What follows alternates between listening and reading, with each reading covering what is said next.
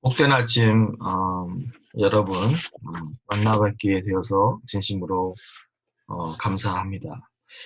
음, 다들 편안히 주무셨습니까?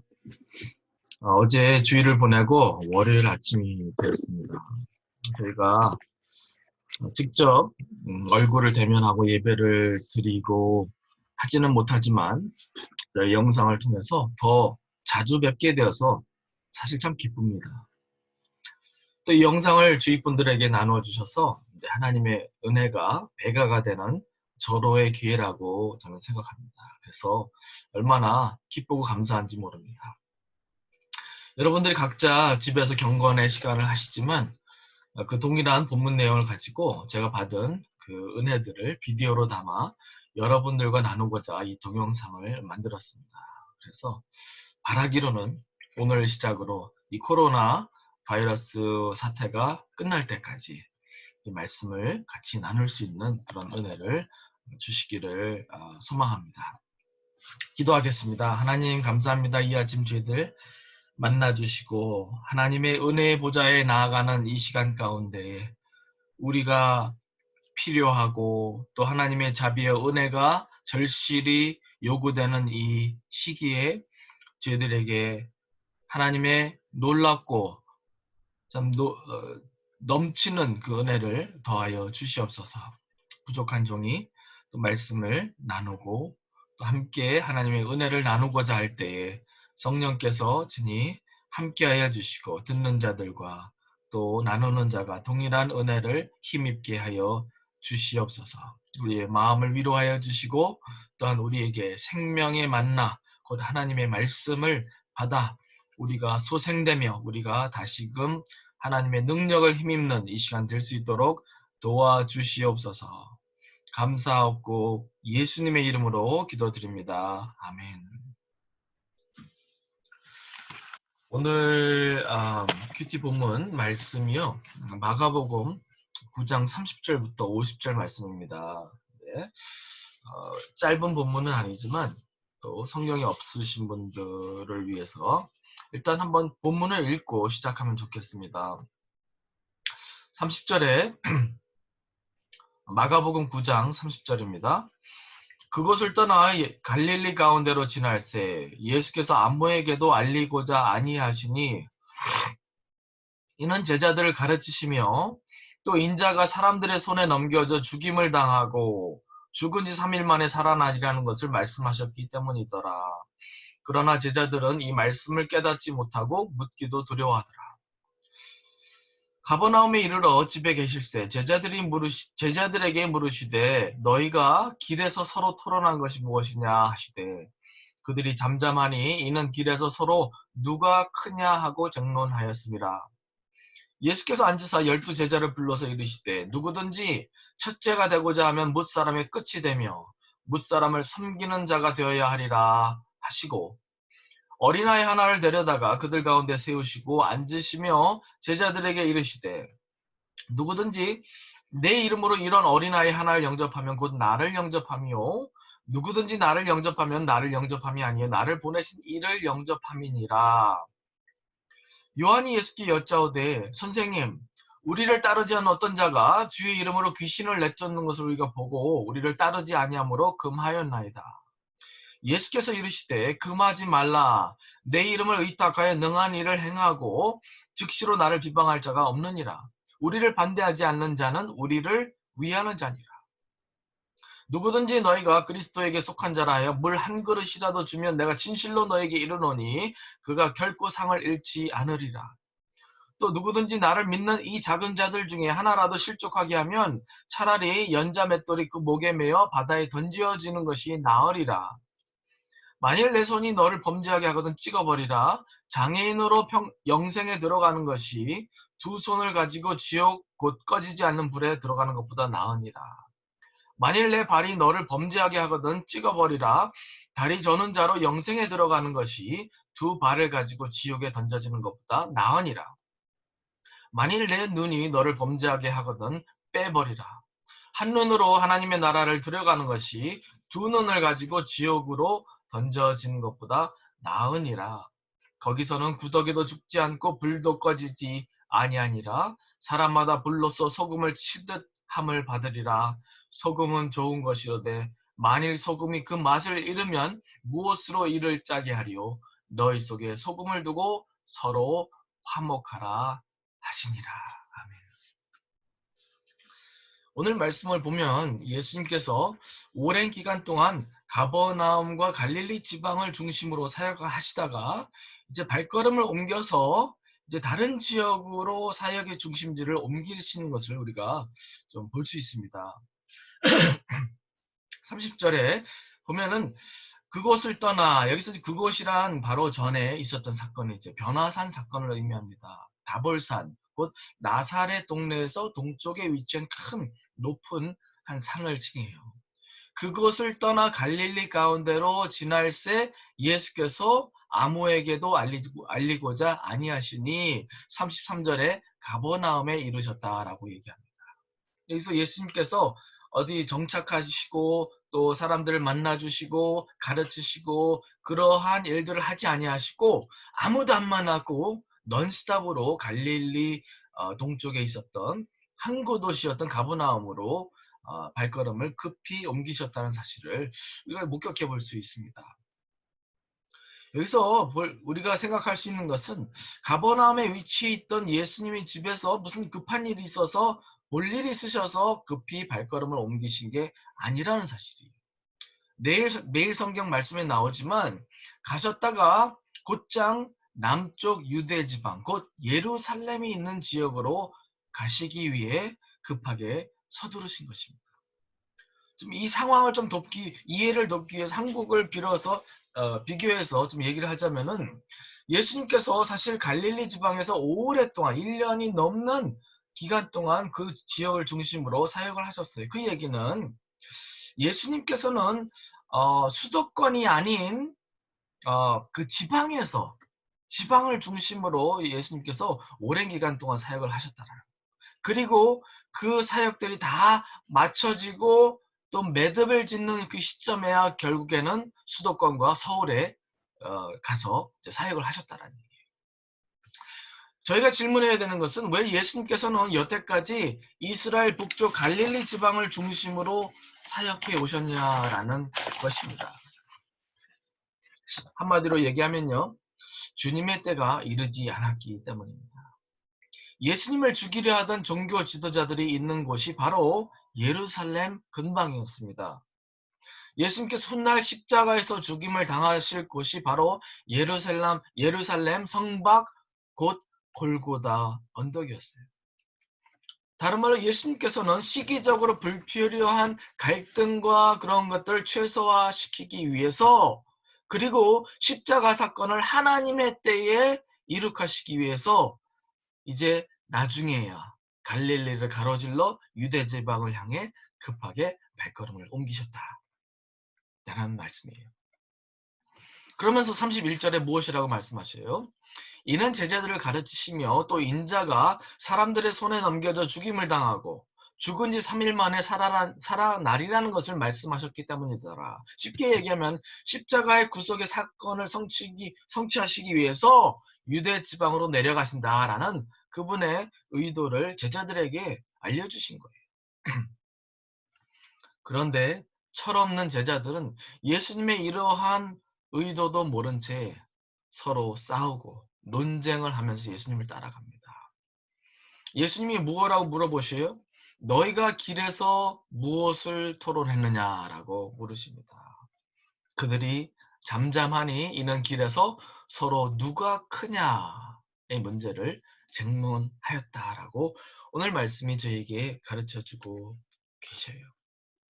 여러분, 예수님께서는 죽음을 바로 눈앞에 두고 계시는 그런 상황에서 제자들은 예수님의 속마음도 하나님의 더 큰 계획도 생각하지 못한 채 누가 더 크냐, 누가 더 세냐, 그런 문제를 논쟁하기에만 급급했던 제자들의 미숙하고 미련한 모습을 우리가 오늘 말씀을 통해서 생각해 볼 수 있습니다.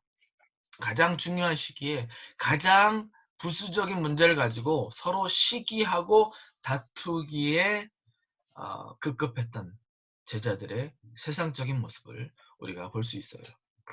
교회에서도 마찬가지라고 생각합니다. 많은 교회들이 갈리는 이유를 보면요. 쓸데없는 일로 쉽게 갈립니다. 누가 더 센지, 누가 더 나은 신앙을 가졌는지 그런 문제부터 시작해서 서로 견제하면서 서로 다투고 싸웁니다. 심지어는 누가 성경을 더 잘 알고 있느냐, 누가 더 높은 직분을 가지고 있느냐, 뭐 경제적인 능력, 학벌, 심지어는 영적 은사를 가지고 팔을 나누고 하나를 뭉치지 못하는 교회에 이러한 미련한 바보 같은 그런 일들이 참 있다라는 사실을 우리가 생각해 보아야 합니다. 사실 한국 문화에서는 특별히 나이 가지고 따지지 않습니까? 또 학번을 따지고 기수를 따지면서 서로 위아래를 나누는 일 참 잘합니다. 그런데 한국인들이 좀 극성 맞아서 더 그렇지만 일반적으로 세상 사람들이 다 그렇습니다. 한 예로요. 캘리포니아 안에서도요. 남과 북이 서로 갈려서 서로 으르렁대면서 싸우는 거 아십니까? 여러분 야구팀 중에 LA 다저스랑 샌프란시스코 자이언츠 패싸움도 벌어지고요. 막 팬들끼리 얼마나 싸우는지 모릅니다. 또 북쪽에 있는 팔로알토 사람들은요. LA 지역의 할리우드 베벌리 힐즈 사람들 엄청 무시합니다. 왜냐? 머리에 들은 것도 없는 것들이 엄청 뭐 돈만 있다고 가진 채 한다고 그렇게 무시합니다. 여러분 하나가 되기를 힘써도 모자랄 판에 성도들 간에 서로 수틀리고 삐지고 오해하기에 급급한 어린아이와 같은 미숙한 모습들은 다 버리시기를 바랍니다. 하나님의 나라란 하나됨과 협력을 통해서만 이루어진다고 말씀하셨는데 사단 마귀는 교회를 갈라놓기에 힘쓰고 있다는 사실을 우리는 항상 염두에 두어야 합니다. 그 말씀을 하시면서 예수님께서는 세 가지를 명령하십니다. 첫 번째가 섬김입니다. 35절에 예수님 말씀하시기를요. 예수께서 앉으사 12제자를 불러서 누구든지 첫째가 되고자 하면 뭇사람의 끝이 되며 뭇사람을 섬기는 자가 되어야 하리라 하셨습니다. 그들이 으뜸이 되고자 처음이 되고자 하면은 큰 자가 되기 위해서는 나중이 되고 섬기는 자가 되어야 된다라고 예수님께서 못을 박듯이 말씀하셨어요. 그러면서 마가복음 10장 45절에도 예수님 이런 말씀하셨잖아요. 인자가 온 것은 섬김을 받으려 함이 아니라 도리어 섬기려 하고 자기 목숨을 많은 사람의 대속물로 주려 함이니라. 예수님께서 하늘 보좌를 버리시고 이 땅에 이 낮은 땅에 내려오신 그 자체도 자신을 낮추시고 섬기시기 위해 오셨다라는 사실. 그뿐만이 아니라 단순히 이 땅에 내려오신 것도 수모스럽고 힘든 그러한 수고스러운 행위였는데 예수님께서 우리를 위해서 십자가에서 죽어주셨잖아요. 다른 말로 예수님께서는 섬김으로 서로를 사랑하고 서로의 필요를 돌아보라 명령하고 계십니다. 여러분 저희가 섬김의 종이 된다라는 것은 서로 굽신굽신거리고 뭐 종처럼 그렇게 참 뭐랄까 좀 그러한 행동을 얘기하는 것은 사실 아닙니다. 여기서 말씀하시는 섬김이란 주어진 여건과 또 재능과 은사를 통해서 서로를 도우라라는 말씀이에요. 이렇게 서로를 돕는 것이 결국엔 누구를 섬기는 것이라 말씀하셨어요? 예수님을 섬기는 것이고 또 오늘 말씀해 보면은 아버지를 섬기는 것이다. 지극히 작은 자에게 하는 것이 곧 나에게 하는 것이다 라고 예수님 말씀하셨습니다. 그러므로 이 어려운 시기에 저희가 서로를 섬기는 일에 앞장서는 모두가 될 수 있기를 간절히 부탁드립니다. 두 번째 예수님 말씀하신 것은 겸손입니다. 서로를 더 낮게 여기는, 서로 존경하고 우대하기를 먼저 하는 마음과 행동을 겸손이라고 우리가 얘기할 수 있습니다. 그리고서는 어린아이를 그 중에 두고서는 어린아이와 같은 겸손을 품을 것을 명령하셨어요. 여러분 옛날 교회 같은 경우 그 교회 종탑이 있잖아요. 영어로 스티플이라고 그러는데 이렇게 밑에는 이렇게 두꺼운 둘레가 있다가 위로 가면 갈수록 십자가를 향해 가면 갈수록 좁아지는 이제 그런 건축 형태를 얘기를 하는데 여러분 종탑의 그 모양이 왜 그 둘레가 올라갈수록 둘레가 작아지는 줄 아세요? 그것을 어떤 이가 설명했는데 우리가 예수님께 더 가까이 나아가면 나아갈수록 우리가 작아져야 된다라는 것을 의미한다고 합니다. 여러분 실제 그렇지 않습니까? 우리가 하나님 앞에 더 나아가면 나아갈수록 우리의 초라함과 상대적인 우리의 참 부족한 모습들, 우리의 죄된 모습들, 우리의 미숙한 모습들이 드러나기 때문에 부끄러워 어쩔 줄 몰라 하는 우리 자신의 모습들을 발견하지 않습니까? 아침에요. 그냥 어두울 때는 모르다가도 집안이 다 깨끗한 것 같은데 아침에 해가 뜨고 그 강렬한 햇빛이 창문을 통해서 거실과 집안을 환하게 비출 때요. 집안 한번 보세요. 방바닥 한번 보세요. 먼지가 얼마나 많은지 모릅니다. 저희가 하나님께 더 가까이 가면 가까이 갈수록 그 하나님의 영광의 빛 가운데 우리의 어두운 모습과 우리의 미흡하고 부족한 모습들을 더 발견하기 때문에 우리가 사실 겸손해질 수밖에 없다라는 거예요. 그러므로 사실 겸손하지 못한 신앙인들이 있다면은 그들은 하나님을 잘 모르는 거예요. 진정으로 하나님 아는 사람은 쉽게 교만할 수 없습니다. 한국 속담에 벼도 무르익으면 고개를 숙인다 했습니다. 겸손하게 힘쓰는 저희 모두가 될 수 있기를 간절히 부탁드립니다. 마지막은 협력입니다. 38절부터 40절에 이러한 사건이 있습니다. 요한이 예수님께 그 문제를 거론하죠. 요한이 예수께 여짜오되 선생님 우리를 따르지 않는 어떤 자가 주의 이름으로 귀신 내쫓는 것을 우리가 보고 우리를 따르지 아니하므로 금하였나이다. 예수님 뭐라고 말씀하셔요? 예수께서 이르시되 금하지 말라. 내 이름을 의탁하여 능한 일을 행하고 즉시로 나를 비방할 자가 없느니라. 우리를 반대하지 않는 자는 우리를 위하는 자니라. 다른 말로 해서요. 예수님의 이름으로 예수 그리스도를 구주로 고백하고 하나님을 아버지로 모신 모든 사람들은요. 다 한 팀이라는 얘기예요. 교단과 어떤 교리의 그런 부수적인 차이와 또 모습과 은사와 그런 것들의 차이를 넘어서 우리가 다 한 팀이라는 얘기예요. 그러므로 우리가 협력해야 된다는 말씀입니다. 그러면서 50절에 무슨 말씀으로 결론을 맺으십니까? 너희 속에 소금을 두고 서로 화목하라. 저희가 하나님의 사람들로서 그리스도의 제자들로서 서로 화목하고 화평하고 협력하고 하나됨의 중요성을 거듭 강조하여 말씀해주고 계셔요. 때로는 나의 생각과 관심사와는 달라도 하나님의 일이기 때문에 힘을 모아주고 격려하고 한 방향을 바라보고자 하는 노력 참 중요하다고 생각합니다. 나 따로 다른 사람 따로가 아니라 우리 모두가 교회 안에서 한 피와 한 성령으로 다 연결되어 있다는 사실을 항상 기억하는 모습 참 중요합니다. 세상은 쉽게 갈리고 쉽게 등지지만 믿는 자들은 성령께서 하나 되게 하신 것을 화평의 띠로 항상 지키기에 힘써야 한다라는 그 책임을 성경은 우리에게 말씀하고 계십니다. 오늘 말씀에서 예수님께서 이 세 가지를 명령하시는 중요한 이유는요. 예수님께서는 제자들과 믿는 자들로 하여금 이 땅에서부터 천국의 생활 방식을 습득하고 연습해 나가라는 의도입니다. 여러분, 이 땅 따로 또 천국 따로가 아닙니다. 천국은 이 땅에서부터 바로 지금부터 시작되는 것입니다. 여러분의 삶의 방식은 하나님 나라에 더 가깝습니까? 아니면 이 땅에 더 가깝습니까?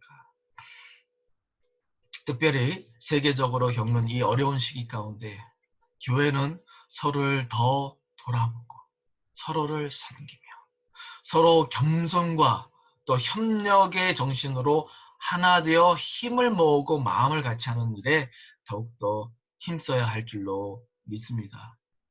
단순히 제자도나 믿음의 공동체이기 때문에 하는 것이 아니라 저희의 이러한 섬김과 겸손과 협력의 모습을 통해서 하나님의 나라가 발전되고 확장되기 때문입니다.